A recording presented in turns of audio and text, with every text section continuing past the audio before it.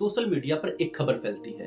UGC ने 2026 के नियम लागू कर दिए हैं। कोई कहता है अब भेदभाव खत्म होगा, तो कोई कहता है ये तो शिक्षा में नया विवाद खड़ा कर देगा।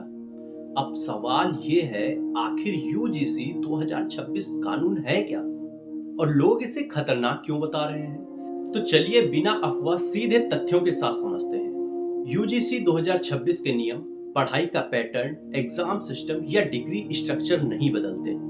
ये नियम कहलाते हैं UGC promotion of equity regulation 2026।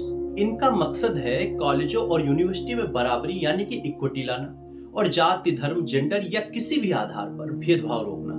अब सुनने में ये बहुत ही सही लगता है, लेकिन असली वजह शुरू होती है जब हम इसके नियमों को बारीकी से देखते हैं। नियम एक कहता है कि अब देश की हर यूनिवर्सिटी और कॉलेज को एक इक्विटी सेल बनाना होगा।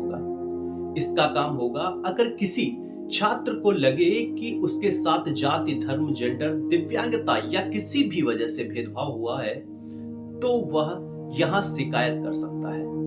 अब सवाल उठता है, क्या पहले शिकायत की व्यवस्था नहीं थी? तो जवाब है हाँ थी, लेकिन अब इसे कानूनी रूप से अनिवार्य बना दिया गया है।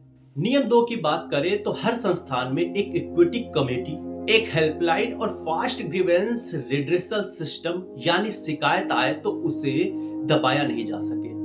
यह नियम उन मामलों के बाद आया जहां कई छात्र ने आरोप लगाया कि शिकायत करने पर उन्हें और भी परेशान किया जा रहा है। और नियम 3 में कहा गया है कि यह सबसे बड़ा बदलाव है।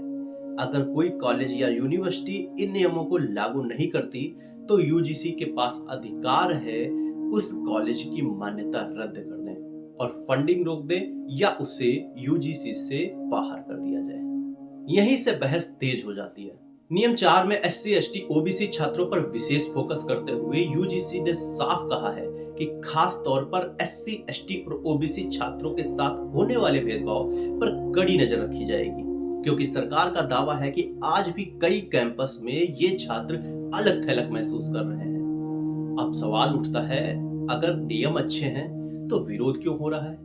कुछ छात्र और शिक्षक कहते हैं कहीं ऐसा ना हो कि बराबरी लाने के नाम पर उल्टा भेदभाव शुरू हो जाए, यानी बिना जांच के आरोप और संस्थान पर सीधा एक्शन। कहीं शिक्षा का माहौल डर और दबाव में ना बदल जाए।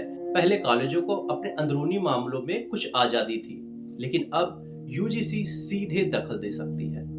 कई शिक्षाविद कहते हैं अगर हर फैसले पर डर रहेगा तो कॉलेज कैसे स्वतंत्र रहेंगे। इस कानून को सुप्रीम कोर्ट में चुनौती भी दे दी गई है।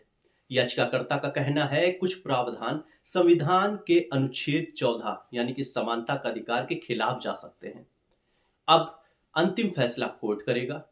असल मुद्दा ये नहीं है कि भेदभाव होना चाहिए या नहीं, भेदभाव गलत है, इसमें कोई बहस नहीं। असली सवाल यह है, क्या ये नियम सही तरीके से लागू होंगे? क्या इससे छात्रों को सुरक्षा मिलेगी या सिस्टम का दुरुपयोग होगा? एक तरफ वो छात्र हैं जो सालों से दबे रहे, दूसरी तरफ वो लोग हैं जो निष्पक्ष प्रक्रिया चाहते हैं, और सरकार के सामने चुनौती है न्याय और डर के बीच संतुलन। क्या आप सोचते हैं क्या यूजीसी 2026 के ये नियम शिक्षा की सच्ची बराबरी लाएंगे या ये एक नया विवाद पैदा करेंगे? नीचे कमेंट में अपनी राय जरूर लिखिएगा।